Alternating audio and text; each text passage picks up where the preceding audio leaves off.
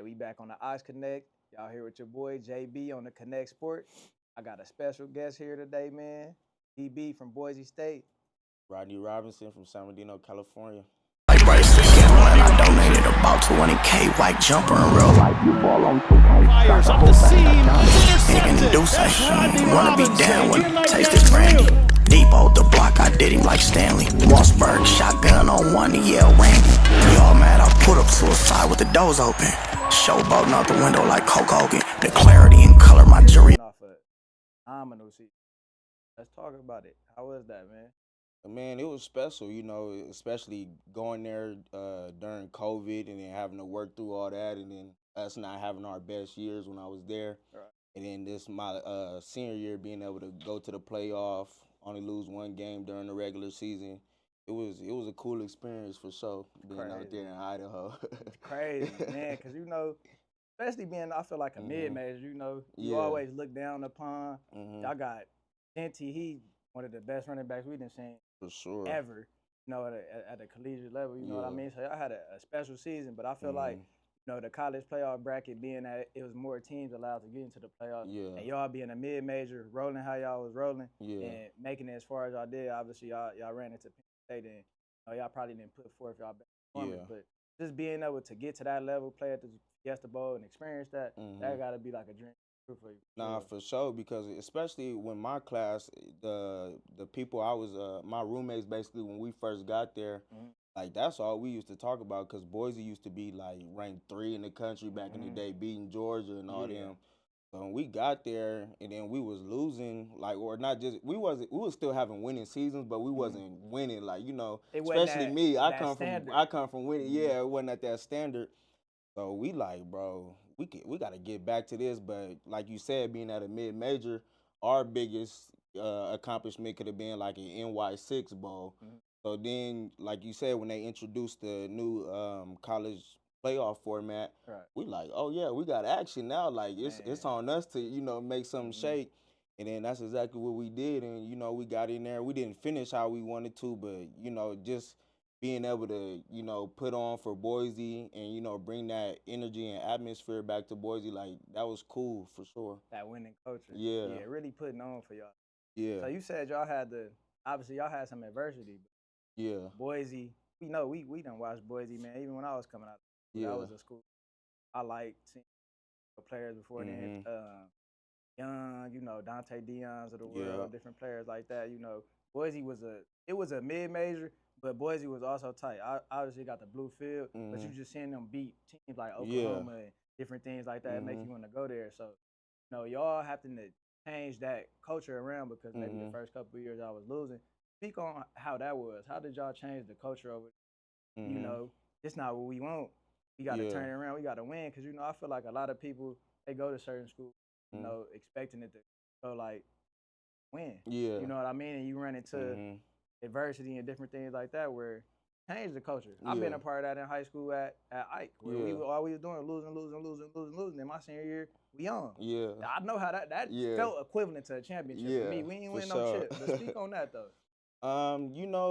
Like you said, we come in there and it don't go how you expect it to be, but one thing everybody did that was a part of that organization, because the team that went to the playoff this year, they was a part of all the losing, the coach getting fired in the middle of the season and different things like that. But one thing we always did, we was like a family in there every day, and then we always worked.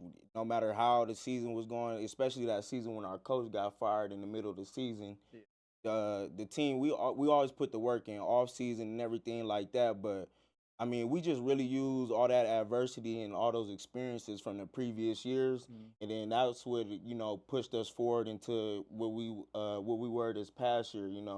Like I said, our coach getting fired in the middle of the season, but we still was able to go win the championship with a 0.1% chance of even playing in the championship or winning it or whatever. So, then coming off of that and using that momentum to catapult us to the off season. So it started in the spring or whatever. Like, you feel me?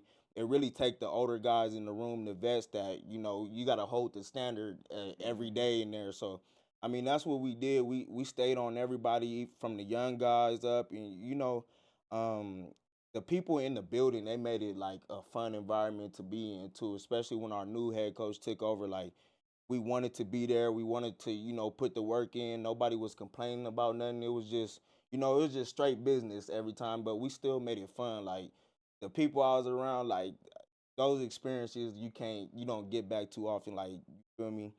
Being around those goofy people, but they making it fun to where you're not even thinking about the work. We just knocking that out, and we on to the next. You feel me? We on to the next day. Then going through the summer and different things like that. But when we get to season, like, our coach told us, like, we need to be playoff ready week 1. So that was just on our mind every day as we was working through the off season. And you feel me? Nobody was even worried about us because, like I said, we didn't have our best record. We still won the championship, but our coach that got fired, they not really talking about us because we didn't have that, that season. And where this going from junior year. Yeah, junior, exactly. Right? So we didn't have that season to where anybody would be even talking about Boise State, but we knew what type of team we had. So we just put the work in and everything. We got the fruits of our labor, basically. So at what point of the season y'all know, like, obviously I feel like going into the season, a good team, you looking at yourself, like you said, we the underdog, people gonna sleep on us. When did y'all know, like, we them niggas? Like in the you feel me, in the Mountain West, let's get through Boise. Like, ain't nobody fucking with us. Like, obviously, you see, I think first game of the year, you see Ashton Genty, y'all played Georgia Southern, if I'm not mistaken. He go crazy. I'm like, damn, like, all right, maybe that just was, maybe that was just a one-game thing. That ain't gonna happen because that looked like some video game stuff. I'm like, damn, is Boise gonna be on that? So at what point did you know, like, okay, we really them niggas? Like, it's going through us. But I'm telling you, like, we really felt like, since I've been there, me being a winner, coming from winning programs, like, I've always felt like that. Right. And then even the people in the building with us, we always felt like that. But for some reason, we just wasn't winning. Like, I'm telling you, we was putting the work in, but, like, how sometimes things just don't fall your way, and it's like short. You feel me? Like the 23 season, we lost on a Hail Mary, people returning kick return, like anything you could think about going wrong, like it went wrong. So we was just like, damn, like what is we not doing? But but I feel like especially leading up into the season, once like you said, Georgia Southern and all that, but I really think going into that Oregon game, I feel like we should have won that game, but we gave that one away on special teams. But like the dogs on the team, we didn't go in there like, let's see what's going on. No, we went in there to win. We knew we could win too. So then, but my fault. Nah, you good. Don't get worried about it. I didn't know that. Oh, that's you. I thought that was me.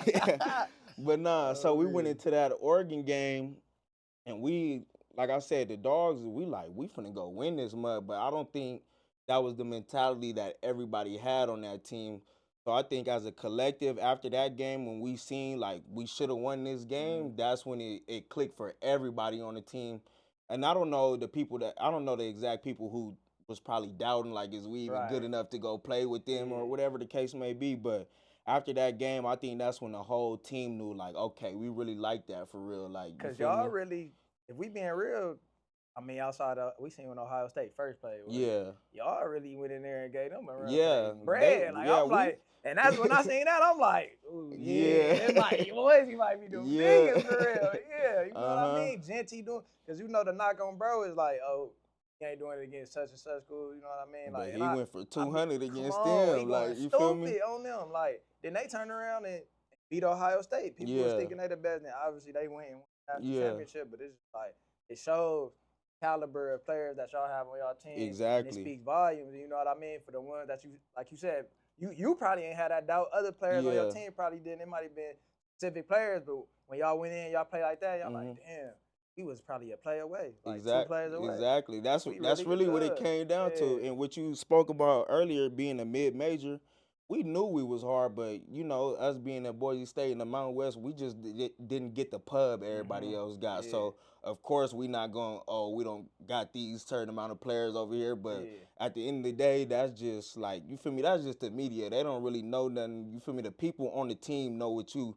got at the end of the day. Even with Ashton, like, Ashton been that since he walked in Boise State, but So the 23 year, he went fed against UW. Like he balled out against UW, but that still wasn't enough for people to he the best running back in the league. Like they didn't even have him as the best running back coming into that this previous season. Right. But again, we knew what we had on the team. We knew how cold he was, but you feel me? Like Boise State is just it's kind of an underdog program too. Like I said, we just put the work in. And we just gonna prove it on the field instead of all the media what they saying and all that. But yeah, I definitely think after that Oregon game, that's when everybody knew like, okay, we really can make that a Boise run. still considered like I Yeah, feel like an underdog program based off like history of it, the winning. They won the most winning programs in the country since the 2010 or 2000 really. Boise cold. Yeah, and then all the again the Power 5 schools they done knocked off. I mean, players that didn't came here. Yeah. Marcus Lawrence, Dante Dion's of the world. It's so many and players. we still don't get that recognition. I mean, Kellen Moore, obviously, exactly. I know he the Eagles offensive coordinator. Well, now he's a Saints head coach. Congratulations to him. But like he was there. I remember when he was there. Dog. Like I remember really, the most winning quarterback in college history. Like you feel me? I don't understand why they still like so.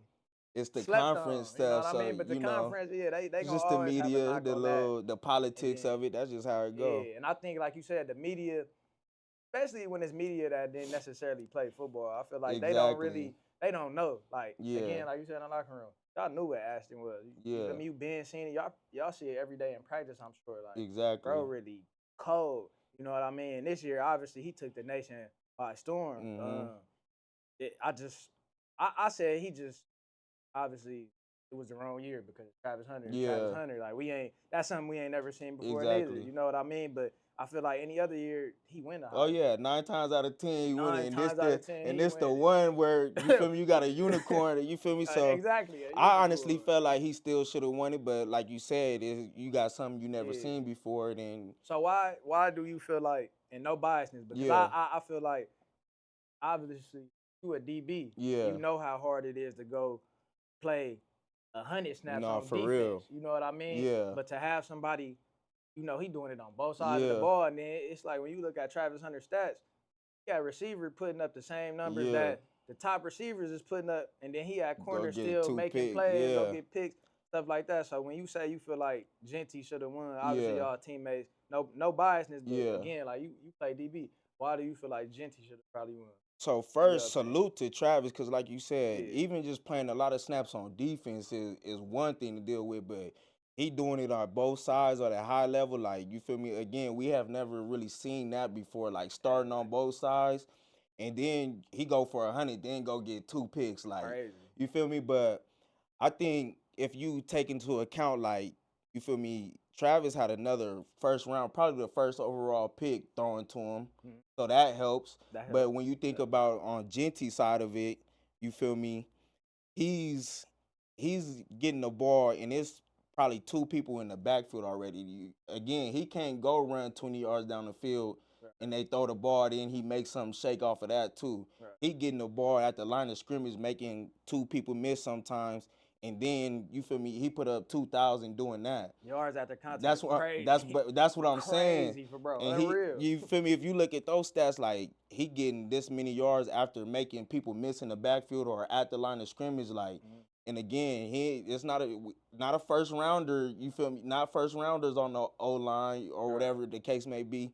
Like I said, Travis got a first rounder throwing the ball to him and different things like that. So I think when you weigh that out, it's like, you feel me?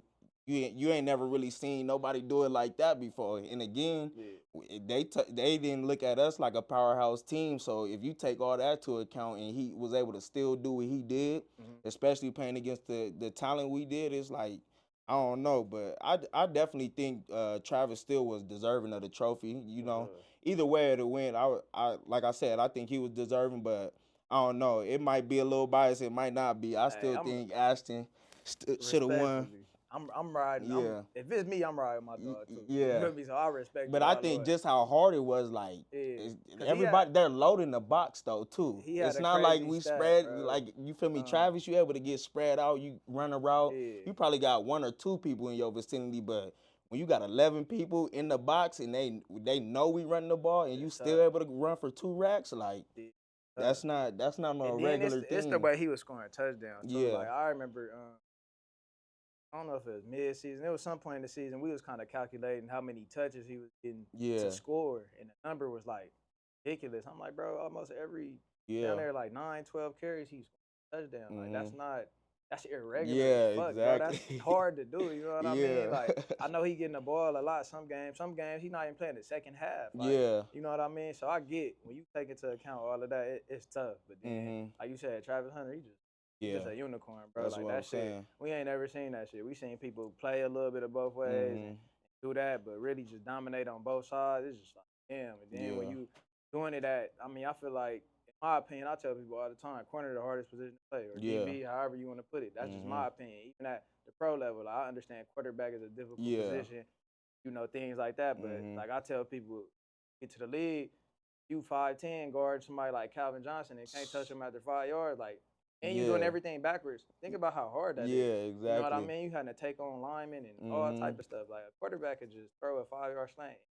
Yeah, you know, like, exactly. You know what I mean? Like it's a lot harder than you think it is. You know what I mean? But let's talk about your upbringing. You know, as far as football. How long have you been playing ball? So I've been playing since I was 6 years old. 6 years old? Do you feel like football is like your first love? Yeah, because I remember when I was 4. My pops and my mom and my pops, they had brought me a little helmet for Christmas, and the first thing I did was put it on and damn near run into the wall. And then, but I knew after that, like I wanted to play football. I remember I begged my dad for 2 years straight. Let me play football. Let me play football. And I think they was letting kids play at 5, but my pops waited till I was 6 to play. Yeah. I ain't played at 7. I ain't played at 7. Yeah. What position you played when you first started? I was running back. Running back? Yeah. So you was getting ugly early. No, yeah, I was the truth, young. Yeah, see, my first year I played D tackle, bro. Garbage. Yeah.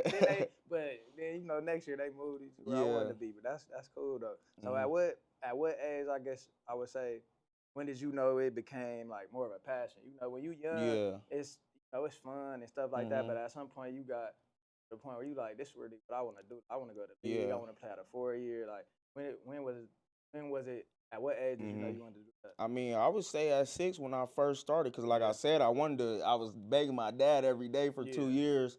And then all I used to do, like, we'll go play the game or play in our Pop Warner game or whatever, and we'll be still playing football after the game, you feel me? Yeah. Then all I did every day, though, I grabbed my pop's phone, he picked me up from school, I'm watching Reggie Bush highlights all day, like the USC ones. Yeah. But that was my everyday routine. Like, that's all I did was watch. If I wasn't playing the game, I was watching football highlights. And then when DeAnthony Thomas came around, that's all I was watching, you feel me? So it was like this football thing that been on my mind like every day since I was a young bull for sure. Pup. So you want to play offense coming? That's all I played was offense. So I started off as running back, and then the next years after that, I was running back still. And then like I didn't start playing DB till my sophomore year of high school. Wow. So it was running back and linebacker all Pop Warner. Then when we get up, I would go play O-line and block and the players, the 8-play players, they get they turn and run the ball and stuff like that. The 8-play players, I remember that shit.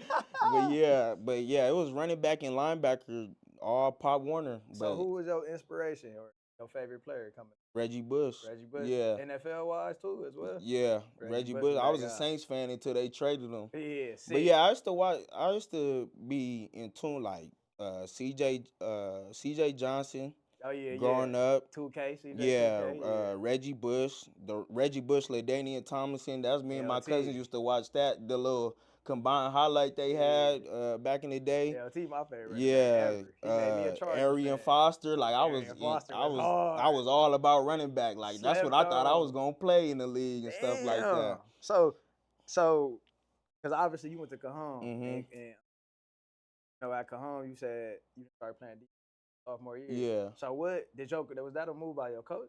Well, no, so when we got into high school, when I started doing the 7-on-7, that's when I kind of was, I transitioned from running back to slot and then playing basically both sides.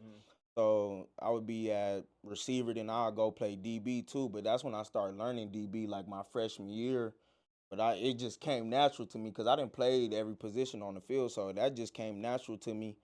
And then, playing receiver, you kind of know what a receiver want to do if you playing defensive back. So freshman year, it was mainly offense and then slot, but I was playing both ways because, freshman, you go both ways. Everything. Yeah, but when I got put up to VAR as a freshman, I was just a slot or whatever. And then that sophomore year, that was my first year starting on VAR, but that's when I had got with Brown and them too. And I started really learning just the art of playing DB and different things like that. Coach Anthony Brown, yeah, right? So when we speak on that name, not to cut you off, yeah, what does Coach Anthony? He mean a lot to me. Like even when I was going through my hardships in college, like that was somebody, or even before college in high school when I growing up with your parents, sometimes you are young, you think you know everything. We yeah, all been there, bro. yeah, on we me. all been Brown, there. I used to feel like I was right in some situations, but Brown would be the dude to talk to me, or my mama hit Brown to talk to me too, like. And then Brown, it's just a limitless game with Brown, like the wisdom that comes from that man and different things like that. Yeah, I tell my dad, I'll be like, that's the GOAT. That's Master But Splinter. even when I first got with Brown and started training with him, what I appreciated more about him, because I prided myself on being real since I was young, even though I didn't really understand the concept fully of being a real individual. But when I got around Brown, we training, but the value of the training is more so what he teaching you with his words and his wisdom, not even with football, but understanding why you doing something, understanding like what man you trying to be and different things like that. So, and he's still somebody I talk to this day and still go train with. So, but like I said, it's just the wisdom that he always carried and different things like that, and being somebody that come from where we come from in the IE, it's not the best upbringing and things like that, but 100%. somebody who's already walked that path of, doing whatever he was doing back in the day, but being able to, guide us and but still allowing us to be us and growing into who we want to be at the end of the day. But yeah, just the limitless game and wisdom that come from Brown, you feel me? It's unmatched. Loaded. I don't get to college without. Yeah, exactly. Straight up. You feel me? I don't play D1 ball. None of that. He see the potential in you. And the thing about Brown I appreciate, bro, is if you willing to work, like, you gonna get work with bro. And that's what I love too, because Brown was never we training today, like be here at this time. I had to hit Brown up to like get the work in, but that's who I was naturally. Like I always been one to just I was working out before it was cool and everybody was posting on social media and different things like that, but that's what I appreciated too. I was like, oh, if I really want this, like I gotta be the one to reach out to Brown and go get it and different things like that. I think a lot of kids nowadays, they don't, you know what I mean, social media and stuff like that. Social media is just so big now. Sometimes it almost feel like kids want to play to be popular. That's all they see. So they see the fame and different things like that, and that's what they idolize. And when I was a kid, all I wanted to do every day was just play football. Like, you feel me? As soon as I get home from school, it was a park by the house. We going to the park. We gonna play basketball at the courts, or we gonna be at the grass playing tackle football out there. Like, no you pass, feel me? though. But that's why it's just a different era today. Like, kids is born and they got iPhones and iPads to, keep 100%. keep them intrigued in something or whatever. But we was outside as young kids, like, you feel me, figuring out something to do. We was gonna play tag or run around. I wasn't outside. I'd like that game. I'd be on that game. Oh yeah, I was. House sometimes. Yeah, I was a 2K head. Like I didn't start getting into Madden till like high school. Madden head. Yeah, you know what I mean, I was on that game. Madden, Dragon Ball Z, all that stuff. But when we outside, it's cracking outside. Oh yeah, we outside all day till mom's calling like, come back to the crib. Where you at? You ain't at home. Yeah, you at the Johnson Center. Yeah, like, you know what I mean. Then we out there playing with like older cats. I ain't playing with just like people. Yeah, that was the thing too. I always been around older people my whole life, so that's like I never really hung out with anybody my age. I got my main partners, cousins that I grew up with, but other than that, like since I was young, like even staying with my grandma in Sunrise Apartments in San Bernardino, like You feel me? I was all the older kids in the area. We would be outside playing football. It would only be like a select few that was my age, but everybody else was older. So I used to just be running with older dudes. But I seen like that's what helped me mature as a at a young age too, because I was around a lot of older people. So I was able to get a lot of game at a young age. So you was talking about not to cut you off. I had cut you off. Talked about Brown. Shout out Brown, man. Yeah. That's really dope. Yeah. But, you was playing slot. You got moved out to VAR your sophomore year, obviously. So you still playing offense, which I think, bro, this shit is intriguing as fuck for me because like I've been playing DB down there my whole life. You know what I mean? Like, and my favorite football player, Terrell Owens. I wanted to be a receiver my whole life. But at some point, I knew I was good at corner. Then it just turned into like, I can't always get the ball. Yeah. But if I go play defense, I guard your best receiver. Yeah. I could pick him off, pick six him, whatever. Like, y'all gonna get him the ball. You know what I mean? You play slot up into your sophomore year, then you play defense. So how was that transition? What was like the adversity? Obviously, I know training with Brown helped, but like, what was that like? You know what I mean? Yeah. Then obviously you getting offers and stuff like that. Let's talk about that. I mean, I pretty much, like I said, it just came natural because, like, in Pop Warner, like, I played offense and defense equally. But I was, you feel me, I was known for offense because I get the ball 3 times a game in Pop Warner, and I scored 3 times. Like, you feel me? But I think what's his name? Cody Paul. Yeah, like, Cody Paul. Remember, bro? I was real Cody Paul. Me, Jayden, Jones, you know, we was really that in Pop Warner. But so being playing both sides, like, you know, it just came naturally. Like, it wasn't like I was just barely playing linebacker as a young dude. So I think as I got older, then I transitioned to playing corner. I already had the physicality to me because, like I said, I played on linebacker growing up too. So it was just like, okay, I just need to figure out the technique. But I just had it, you know, I was naturally athletic and all those things. So that's what, like, freshman year playing both sides of the ball, that was what I was just relying on, just my athletic ability. But, like, as I got older, sophomore year, like, I balled. I had 3 picks that year, and I had like 130 tackles. So it was just, I was just out there playing football because, like, you know, we like to complicate things a lot of times, especially the game of football. But I mean, like I said, I was just out there playing, but I played safety once I transitioned to DB. I wanted to play corner, but my D coordinator in high school, he was like, you too smart to just be at corner. And then he put me at safety because I was able to, you know, talk to the corners and, you know, everything like that.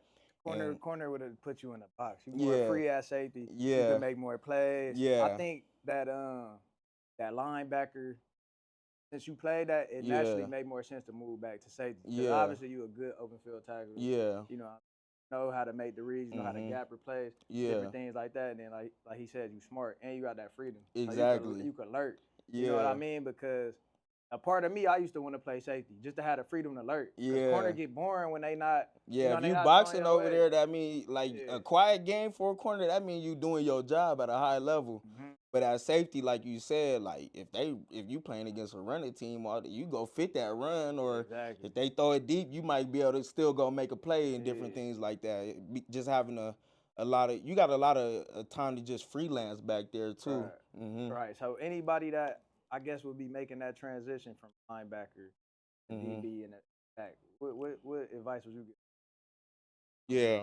Because having that athleticism, I remember we had dudes, like you said, that was athletic, little league. They played linebacker, you know what I mean? But once we got to high school, they moved to corner, safety, stuff like that. What maybe some advice you would get? I mean, really, you know, just honestly, don't overcomplicate it because at the end of the day, you know, just play fast. That's the best thing to do when you especially get to high school. You play, it's not too many plays or too many things that you got to communicate on the back end. So I think if you just play fast and, you know, watching film too helped me because that's all I used to do was just watch film. It's going to help you put yourself in a better position to make plays. But, yeah, just play fast. And, you know, it's football at the end of the day. Don't overcomplicate it. You know, just go out there. You know what the coach wants you to do because y'all got y'all whatever scheme it is. So whatever that is, just try to do that to the best of your ability. But, you know, don't be scared out there. No, there's no reason to be scared no matter who you playing against, because at the end of the day, a route is still going to be the same route it was 10 years ago. So, like, you feel me? Just go out there and play fast. Ain't a little bit changing, but, you know, shit is really – the route tree is the route tree. That's what I'm saying. Like, shit just get more complex the more levels like, you're not going to see a route you haven't seen before out there. So, but if you play with technique and different things like that, you should be good. 100%. So coming from Cajon, obviously that's where you graduated from. I feel like Cajon is, you know, they up there, man. When it come to producing guys, man, you got Monte KZ, you got yourself, you got obviously Jayden winning the Heisman coming from.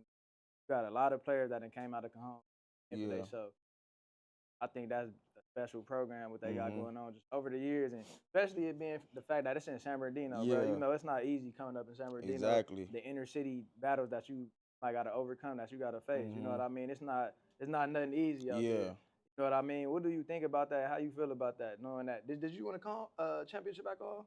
Yeah, so we went to state my sophomore year. That was my first year starting on varsity. And then my junior year, we lost to Sierra Kane in the CIF championship. So talk about that, bro. You know what I mean? I ain't never experienced that at a high school level. Like I said, the most I did, we was garbage. My first 3 years, and then, you know, we won league and went to the playoffs. That felt like a championship to me. But being able to play at that level, you know what I mean? Playing with different guys like that. Speak on that in high school, and once you did that and accomplished that, you know, getting into when you started getting looks. Offers. So sophomore year was my first year starting. That's the year we went to state and everything. But what made that year special was majority of the kids that was on that team was all on Pop Warner together. So chemistry. Crazy. Just naturally, like we just going out there really playing ball for real. Just look at you, like, bro, you know what time it is. And then we knew how tough we was too, but like I said, it was a lot of the Pop Warner kids that we all was already playing together, but now we in high school, and then and it was 30 years before we had even played in the CIF championship at Cajon. So I mean, that was a experience too. Then we end up we went to regionals. We played Rancho Verde that year, and that's when they was tough. And we ended up putting I think we put up 70 on them that game.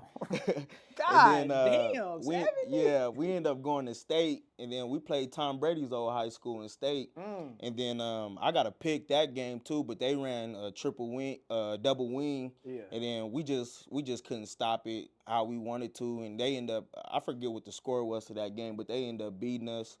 And then the next year, junior year, that was Jayden's senior year. We was balling that year too. We ended up losing at Heritage in the regular season again, double wing, and then so that double wing was that double, double. You know, we from San Bernardino. You gotta be disciplined. You gotta be disciplined. That double wing, bro. You gotta. Everybody gotta do their job, you but can't try to overdo it. You know how that get. And then so we lost to Heritage. That was our only loss all regular season. And then we pretty much ran the table in playoffs, and then we got to CIF championship. Sierra Kane, double wing again. Man. They end up getting on us. I think we only lost that game by a touchdown and a field goal or something like that. Nothing too crazy. So double wing. That double wing was our nemesis. That shit, boy. Damn double wing. But but it was just cool though, being able to experience that and, you know, play on the high level like that against, you know, some of the top competition at the time in California.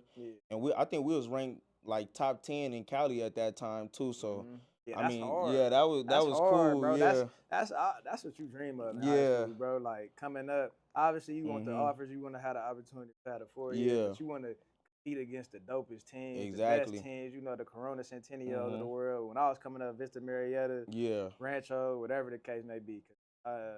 I've talked to Jayden too. I asked him his biggest football accomplishment. He was saying, you know what I mean? So I want to ask you. But that like, you feel me? How I was talking about, we brought the city together in Boise. Like when we beat Downey in the CIF championship, like the whole city was out there. So like we on the field taking pictures after the game, and like I told you, it's damn near everybody from Pop Warner.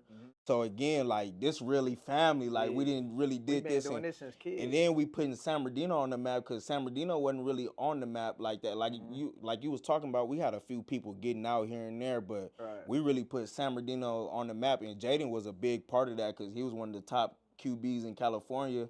So we really put, Cajon on the map, San Bernardino on the map, and then, like I said, that was like as kids growing up playing Pop Warner together, then being able to come together in high school, then accomplish something that big, like those are moments you ain't never gonna forget about at the end of the day. Man, ever. Mm-hmm. It's hard. Mm-hmm. It's hard, bro. Like I'm big IE. I'm big IE. You feel me? I'm big IE everything. Yeah. You know what I mean? But like you said, doing that for y'all city, for San Bernardino, putting them on the map. You know what I mean? I know that was special. And like, I mean, we obviously see what the fuck Jayden just did. He just had the best rookie season ever for a quarterback. I mean, since we talking about it, the IE got 2 back-to-back rookie of the years. Like, at this point, we really crazy. Like, you know what I mean? I'm looking at this shit. I'm like, bro. And everybody know how good Jayden was. Yeah. I mean, that's from, over here. But I think the world, like, I remember being in my man league telling niggas, bro, put Jayden as the rookie of the year. Go ahead and put the money up, bro. He gonna win that shit. I don't care how it looked early in the season or whatever you may think preseason. Bro's gonna win. Yeah. Like, he's gonna win it. He won the NFC the thing championship. about Jayden too, the same thing y'all see him doing right now, he been doing that since Pop Warner, like identical, like, you feel me?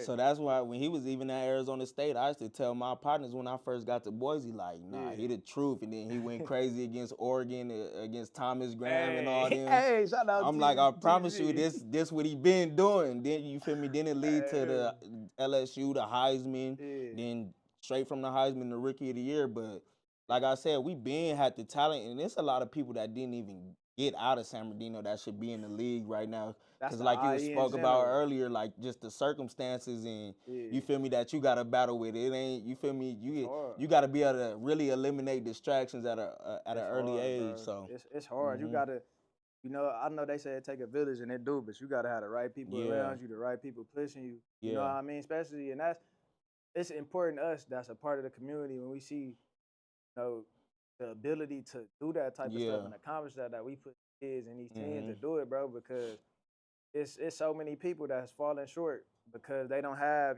maybe the support system that they need, or a Brown, you know what I mean? Like, I remember Brown picking me up. I remember riding my scooter to go train with Brown. You know what I'm saying? Because I wanted it that bad. But like, it's good.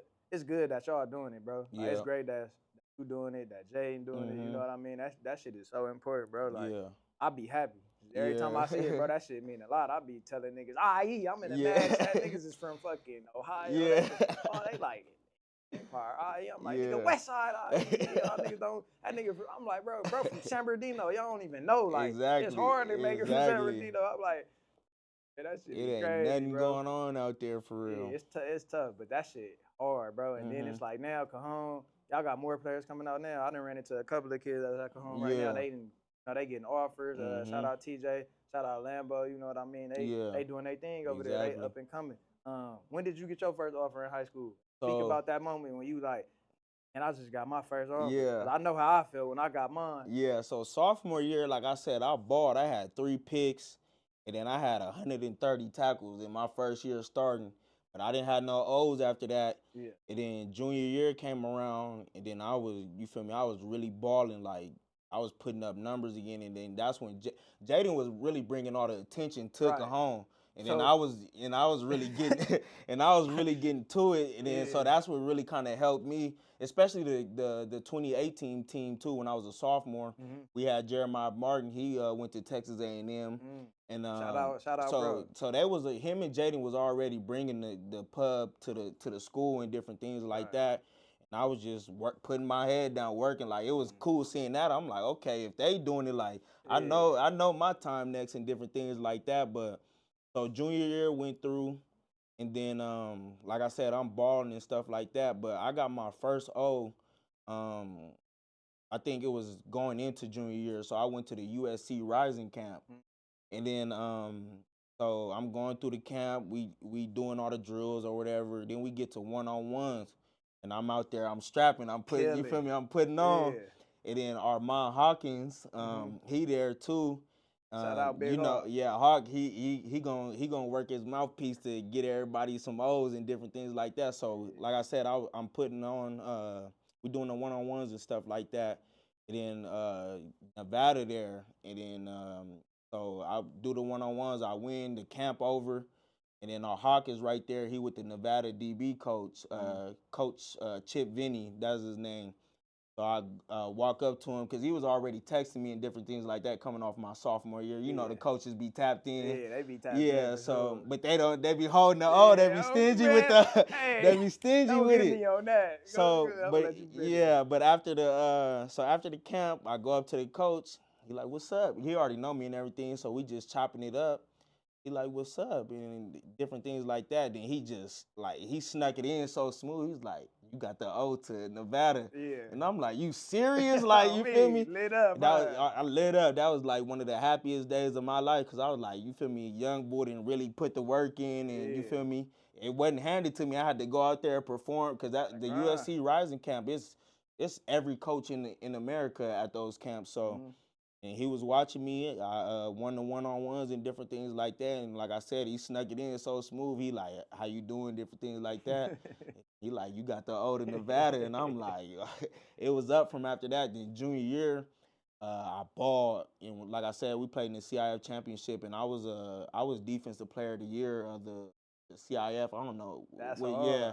So that's hard. Jayden was offensive player of the year. I was defensive player of the year my junior year. That's cold. And then that's when the O's really started rolling in after that. I think somebody from Cajon just got that award. My boy, Taylor Johnson.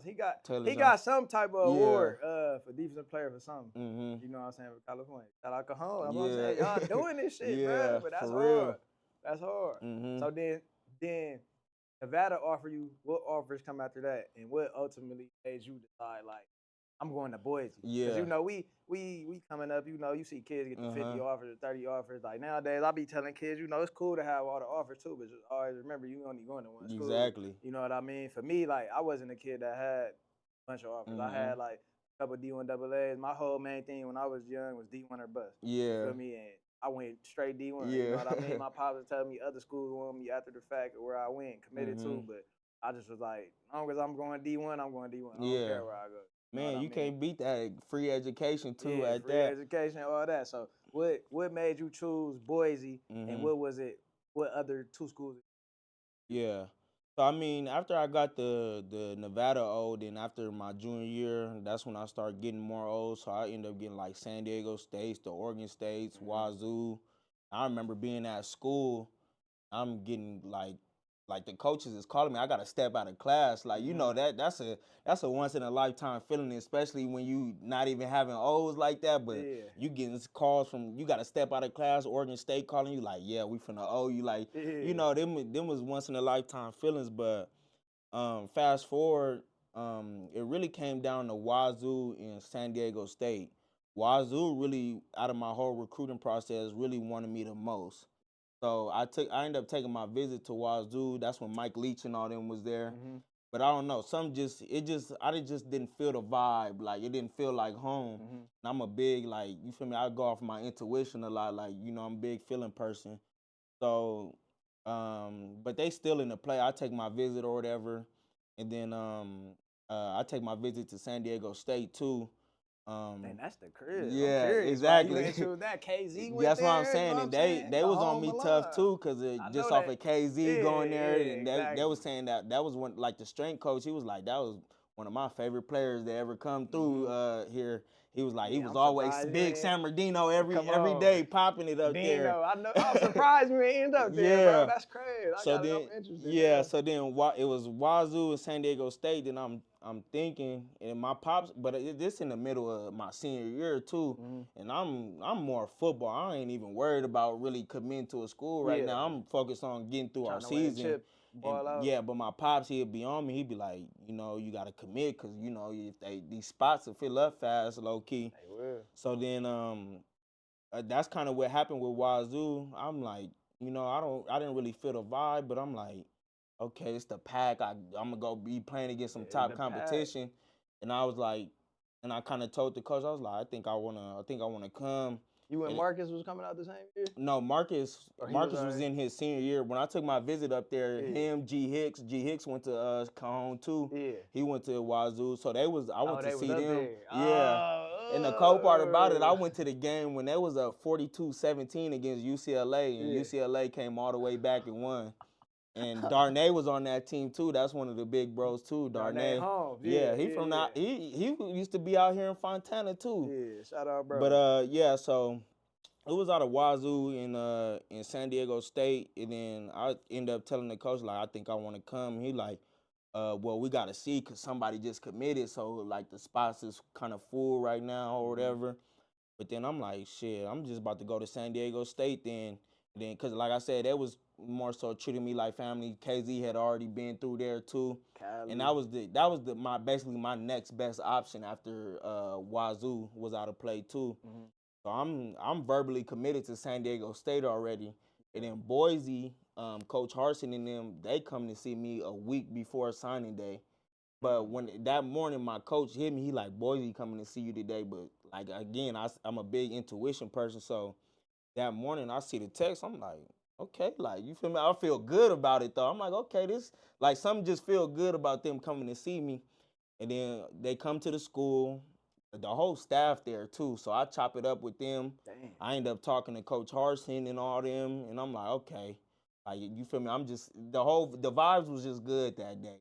Then the two coaches, the safety coach and the running back coach, they end up coming to my dad's barbershop after school. Not playing. Yeah, so they come chop it up, like you feel me, real cool. I'm like, okay, I'm really feeling them, like.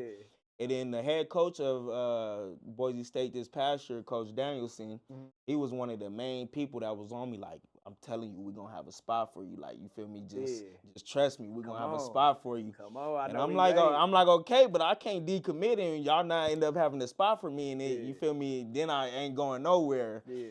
So a week before signing day, they come see me. Then we get through that. So now I'm in a bind. I'm like, okay, like Boise, they on me kind of tough, but I'm still committed to San Diego State. I'm gonna go there if all else fail. Yeah.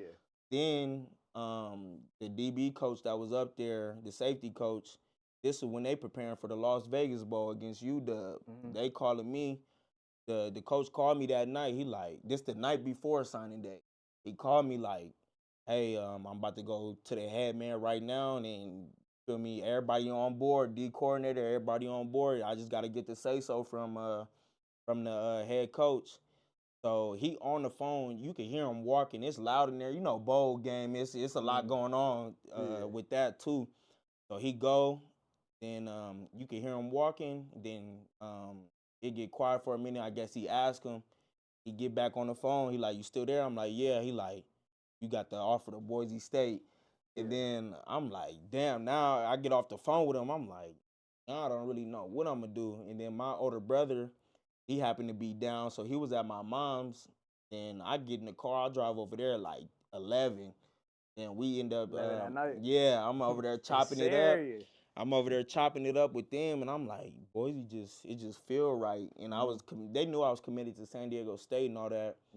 Did they want you at the crib? They wanted you home? I mean, they wasn't really tripping. They was more because my mom, she was never really heavy into sports like that. She was more so on the grades. Like you going to college where either way it go. Boy, you going to college? You better go to grades. She like you going to college either way it go. But she was like, whatever God is putting on your heart and you trust is the best decision for you. Like make whatever you feel is right. And I'm chopping it up with them, and then by like 2 in the morning, and mind you, this the night before signing day. 2 in the morning, I'm like, okay, like I feel good about going to Boise, and then that was like what set it in stone.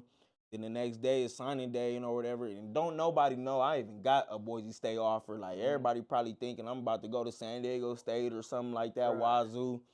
And then I end up, like I had the Boise shirt under my, I had a little crew neck on. So I had it under my shirt. And then once I announced where I was going, I zipped it down. Everybody like, Boise State? Like when you get the O? Like different things like that. But that's pretty how that shook out. But that ended up being one of the best decisions I made in my life because the things I was able to learn, the people I was able to be around, and then especially the values I was able to learn as a man, like really learning what it is to be a man and different things like that. So that was just a crazy story to begin with. Like, you feel me, end up going to Boise off of the week before signing day, then finalized I was going the night before. Like, that's why I know, like, God is always opening doors at the right time and different things like that. And it ain't no turning back. Neither. Exactly. Look how it panned out. You exactly. got what? How many Mountain West championships you got? 2? 2. 2 of them? I played in 4. And you got a bowl game too, right? Yeah. You won a bowl game, what? Sophomore year at Boise? Which one do we I think it was the Frisco Bowl y'all won. Frisco Bowl, Frisco Bowl y'all won. That one, the Frisco Bowl was live too. Yeah, see, that's hard. It all panned out right. Exactly. And now we here. We getting ready for pro day. Exactly. Like, you feel me? For all that, and shout out to you, bro. Yes, you know sir. Appreciate that. Congratulations on that. Yes, sir. You know what I mean? And obviously, best of luck. Obviously, I know what you're capable of. I know you're a hell of a player. You know what I mean? Yes, sir. But for the coaches that might have interest in you, you know what I mean? Seeing the kind of player you are, seeing that versatile. That you can play the nickel, that you can play safety. You know what I mean? You got play anything on the back end. You know what I mean? Anything on the coaches. You hear that? Anything on the back end. You know what I mean? Slide. Excuse me. Nickel, safety, corner, whatever the case may be. You had a chance to just talk to coaches. What would you tell them? Why should they draft you? Why would you be a great player to add to? Yeah, I mean, first, like you just brought up, I didn't play nickel and safety, so that mean I give you versatility off the jump.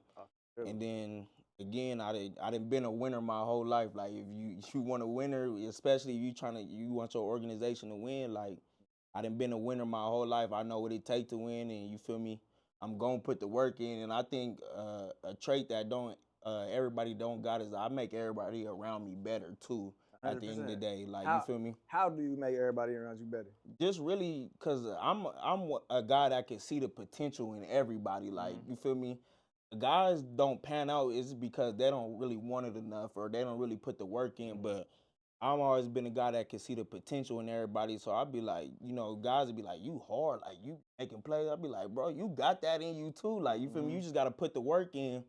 But I think, you know, just really speaking, my mom, since I was young, she always spoke life into me. So, I mean, that's really what people be missing sometimes. Like, you speak life into people and really help them understand how good they are, or just instill that confidence in them. Like, you know, if you could make one play, you just got to figure out what you got to do for yourself to put you in a position to be that playmaker consistently. Like, that's really all it comes down to. So, I think that's just the biggest thing, you know. I'm able to, you know, like guys just naturally rally behind me. Like my mom always told me this too when I was young. Like I'm just a natural born leader and different things like that. Not even with the too much of the rah-rah, just more so like, you feel me? When it's time for business, it's time for business. So I think that just being a winner, you know, being able to just kind of lead by example, you know, really just making others around me better. Like I said, you got your skill set. Obviously, coming from a background, you can obviously only one team. You don't gotta. Again, you can't go to all 30. Yeah, exactly. Team, but you know what I mean. Having somebody that's versatile. I think of like Tyler Matthews, players like that just versatile, that show their versatility. C.J. Gardner-Johnson, other player, just versatile, could play the nickel, play corner, play safety. The way the NFL is now, you need players like that. Exactly. Especially when, as a defense, you playing against the Pat Mahomes, Lamars, and you got to be able to disguise in the back end too. But you can only disguise if your players is able to play out of position and be in different spots in different areas too. So exactly. So I feel like that's something big. You know what I mean? You know, maybe you didn't like things like that or whatever the case. We underdog. Exactly. We not tripping off of that again. Boise State, we not tripping off of that. You know what I mean? We go out there and do work and show y'all that. You know what I mean? So again, like I said, shout out to you. Definitely luck to you, pro day, things like that. I would ask, speak to like, because you know a lot of kids they want to go to the league, but I don't think they really understand how hard it is. Bro. Like from you know, the sacrifice you have to make, you know what I mean? Things you might miss out on, you know what I mean? Around it, different things like that.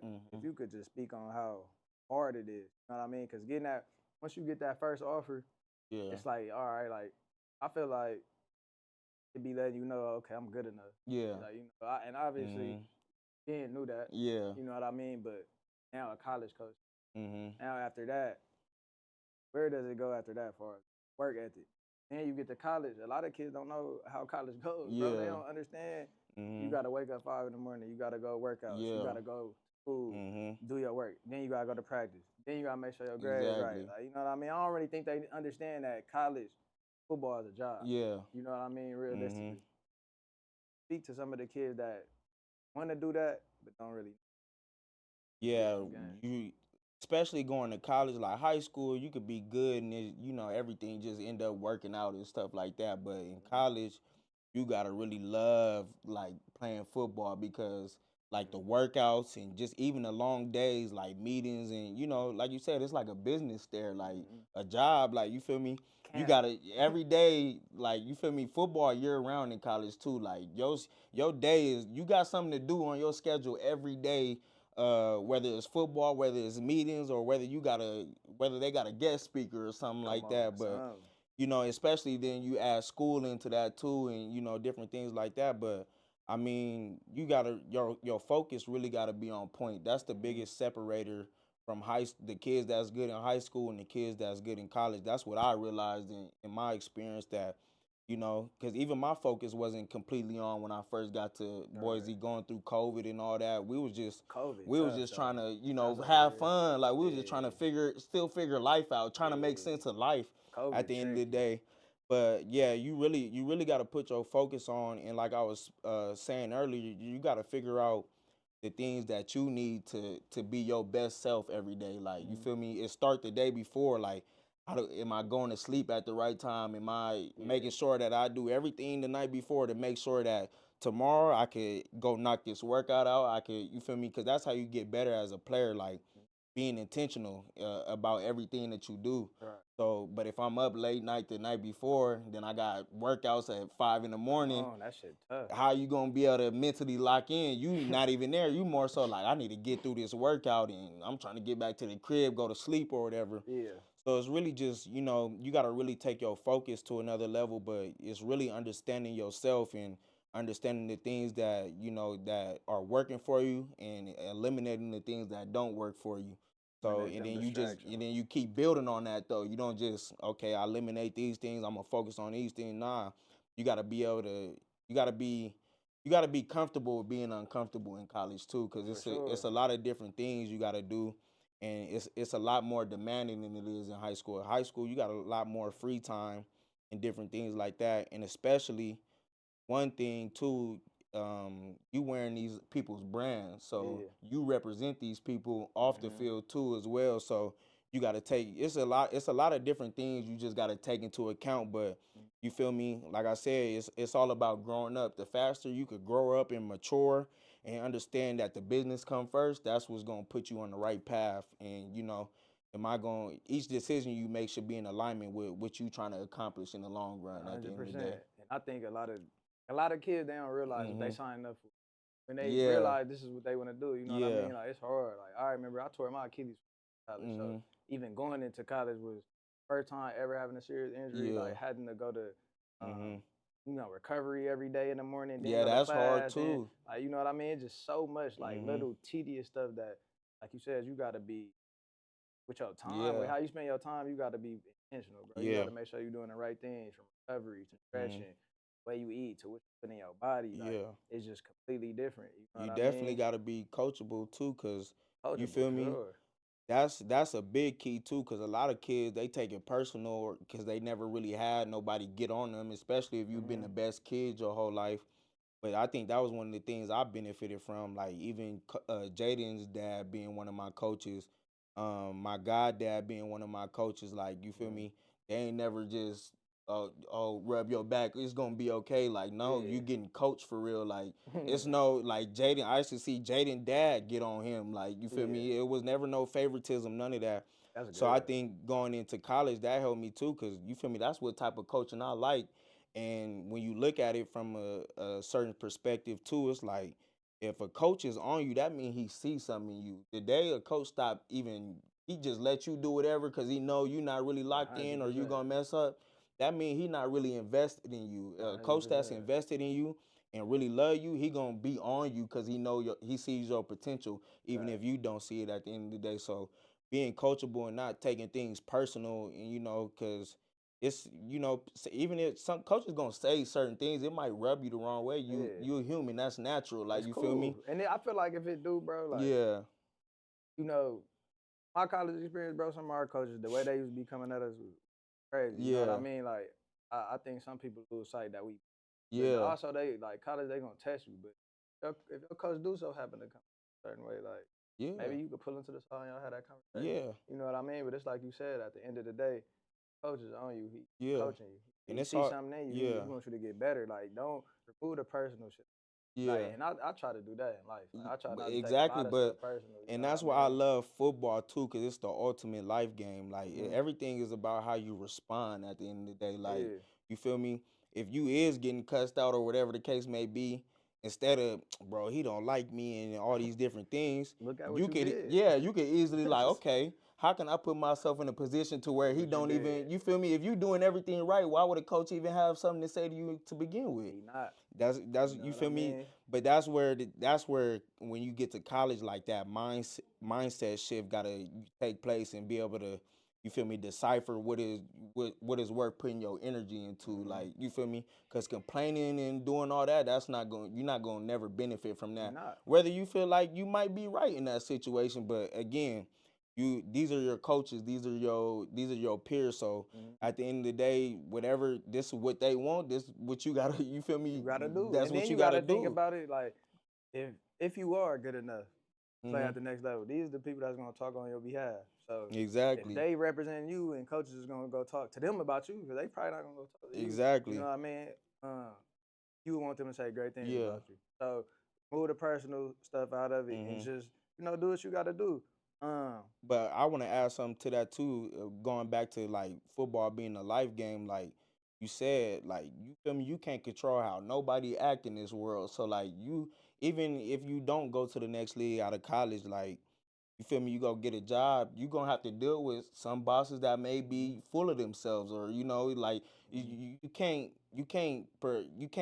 prepare and know which situations that life is gonna put you through. So again, it go back to, like, how you respond to certain things and different things like that. Because again, when it's time to get that promotion, if you working a job, these gonna be the people speaking on your behalf. But if you responding and got that victim mentality all day, then nobody gonna trust you to run my business, because we feel like you feel me, you can't even handle no tough criticism. So that tough criticism, you gotta have that. And I feel like it's better to be your best critic. You know what I mean? Be on yourself to expect of yourself. All of that is 100% real. Athletes, make sure y'all taking that advice. You know what I mean? I tell my little brothers all the time, because coming up, we ain't know people. I ain't know nobody in college. I ain't know nobody in the league. Like, my little brothers, they didn't train with you, they didn't do all type of stuff. I tell them all the time, bro, like, you got questions, ask them. You know what I'm saying? Get that gram, reach out to them. I'm sure they'll respond when they got time. Like, they'll that advice, because at the end of the day, like, you all want to see everybody coming after their thing. But we just wrap it up, bro. I just want to know what your biggest inspiration, like, your why. You know what I mean? So also, so maybe some things about yourself that we might not know outside of football that you got to. I feel like my why was, like I said, growing up in San Bernardino, not really having much, and seeing your mom work, feel me, double shifts, night shifts, and pops being all gone all day, and like Christmas, pops telling us, like, hey, I can't really buy no presents this Christmas, but you feel me? But as kids, we never really tripped about that, because we never really, you feel me, that wasn't really what we wanted. Like I said, all we needed was 2K, and we was good. Like, you feel me? We didn't really care about none of that. We wanted to play the game and be outside and different things like that. But I think, growing up, it was, seeing how hard my parents worked to, like, I'm telling you, for me to get to college, my parents literally gave their last for me to even be in that position, to make sure I was straight. So, and shout out to them. Shout for out real. To parents. So being able to see that, and that's where I get my hustle from, because when we didn't, but just my parents' upbringing within themselves, it was hard for them. So being for them to make sacrifices for us to be where we are, like, that played a big part in it as well. Not wanting to struggle no more, like, not being okay with just having just enough to get by. Like, that was kind of my biggest whys. But I think as I've transitioned into a young man and different things like that, my why has became like, you know, to just help others heal and just inspire others as well, you know, because I mean that's the highest human act is to inspire somebody. So Nip. for real though, for real, bro. that's the you feel me. So if you can inspire somebody and then you could also heal yourself from the certain traumas that you experienced as a young kid, like you feel me, how could you not be living life in the right way and different things like that, especially, you know, helping others, you know, be great in life as well, not just playing sports or doing none of that, but you know, just being a solid individual, you know, that look at being a real person. Yeah, for real. Because a lot of people don't got to do the things that they do for you, but if somebody is willing to go to that extent for you, then that's how you able to know, like, okay, if he able to do this for me, why am I not able to, you know, lend the same hand for somebody else and different things like that. Because Brown help you know nothing in return, bro. Yeah. And then what was the second part to that just question? Like, you know what I mean? Stuff we may not. Oh yeah. Stuff that you interested outside of football. Yeah. Not saying that's because I don't like putting out the whole if it don't work or none of that, but you know, just stuff that intrigues you outside of football. But I've always I've always had a real like a deep passion for music, but not like just the art. Favorite? All right, since we talking about music, top 5 favorite Cali artists. Give me all time and give me now. If you can't do 5, do 3. All time, I gotta go Nip. Oh. Gotta go Kendrick for sure. Shout out K-Dot. All time, who else? I listen to so much music, it'd be hard for me to just get off the top of my head. But who else? Yeah, just from the West. I mean, you go old school too. Pac, Q, Snoop. You got Draco. You got YG. Moses. I would go. If we go on all time, I'll go YG too, because YG was a big part of my upbringing. That My Crazy Life album. That was one of the first ones that turned me up as a young bull. But yeah. And then right now, I gotta go Dev. Girls Love Dev. Shout out, bro. Gotta go Cuzzo. Yeah, shout out. Gotta go other Cuzzo, Duda. Hell yeah, Duda, my nigga. Goat. Who the third? Duda cold on that freestyle. Yeah, he the truth. And he make your stomach like, like damn. But he been like that since a young bull too though. Like his wordplay, like he one of the first people that I looked up to just having a high vocabulary, like you feel me, different things like that made me want to be like, looking you feel me, dictionary after I'm hearing that shit. Made like, me want to expand my vocabulary and different things like that. But who would be the third one out here? I've been seeing this a lot more IE artists. Like, I didn't know 310 Baby was from the IE and different things like that. Nah, 310 from Inglewood. Oh, he from Inglewood? But Cinco from the IE and he was DJ. Yeah. He from Inglewood. But yeah, shout out 310 Baby. Yeah. But there do be a lot of IE artists. Like, I fuck with Eastside dudes. Like you said, Duda. Yeah. I just got on Girls Love Dev. Some shit hard. But LA Deuce and Duda, they been LA Deuce. He from San Bernardino too. Yeah. But he go by Eastside Deuce. Yeah, Eastside Deuce. But he been one of the dudes that I was listening to when I was young too. Like when Duda started coming up and he was getting serious about his music thing. So we give you the ox right now. Who we gonna? You gonna hear everything. I ain't gonna lie. Like I got a whole variety of music. Like it go from Bob Marley to you might hear Savvy Third. Like it's a whole different. It's vibe. That's my biggest thing. That's why I got a real passion for music. Like I don't care what it is. It could be country too. Like you feel me? If I hear a good country song, man, they just put some shit on Madden by country artist, black guy. Oh, the Shabuzi or whatever. Yeah, that little whiskey song. Go. They put some shit on Madden by him, bro. That shit is so hard. To me. But it's just talking about like say something like life being hard. I'm like, man, that shit hard. But that's why I just like, cause it's not so more so the music, but it's just like, you feel me, music is another form of like an artistic expression. For sure. And that's kind of how I look at football too. Like, you feel me, it's like I'm basically an artist out there when I'm playing DB. Like, how am I manipulating the game for me to go make plays and different things like that. So I definitely got a deep passion for music. And then, not to cut you off, this is my last 2 questions for you. I gotta get this. Your list of Favorite 3 Boise State players. At top 3 D. Running. Top 3 running backs. Okay, so I'm gonna go top 3 Boise State players of all time. I'm gonna go NT for sure. I'm gonna go Kellen Moore. Who else? I'm gonna give a shout out to Matt Miller. That was my the receiver coach at Boise, but that's my dog, Yeah. Westside Hellenist. he from Montana, but he be like Westside Hellenist. Yeah, I'm gonna go Matt Miller, but he got the record for receptions at Boise State. That's so hard. He was on them teams that was beating Georgia and all that back in the day. And then you said top 3 DBs of all time. Yeah, for you. Tyrann Mathieu for sure, my favorite DB of all time. Goat. Who else I like? Darrell Reeves for sure. Darrell Reeves, stupid. When I started playing DB, these are all the people I started studying. Stupid. Darrell was crazy, bro. Who else? Might have to go. Then I'm gonna go somebody from the new. I like Pat Surtain. Pat Surtain. Yeah. Hard. But them real all technicians and playmakers though. Yeah. And then you said 3 running backs of all time? Yeah, your 3 running backs. I think I know them though. Yeah, it gotta be Reggie Bush. I'm gonna go LT. For sure. I'm going Chris Johnson for sure. Yeah. Yeah, for sure. Man, I like that. Yeah. For sure. I appreciate you pulling up. Yes, sir. On Appreciate us, you having me. You already know. Bro, you already know, man. Love what y'all doing over here. Wrapping it up, man. Yes, I appreciate you pulling up on us, bro. Good luck moving forward with the pro day, everything like that. You already know you watching for you. It's a wrap. Y'all later, man. Sir. Hey, that was good shit. Yep. That was my first.